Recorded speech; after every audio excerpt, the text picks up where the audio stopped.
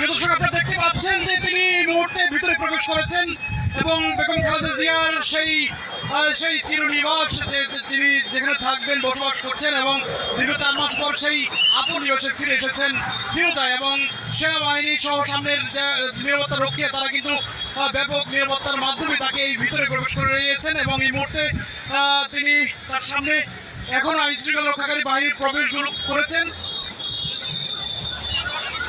আইন শৃঙ্খলা রক্ষাকারী বাহিনীর সামনে বেশ কয়েকটি গাড়ি ভিতরে প্রবেশ করলেন। এরপর এই মুহূর্তে তিনি তার গাড়িটির সামনে আমরা ঠিক সামনেই দেখার চেষ্টা করছি।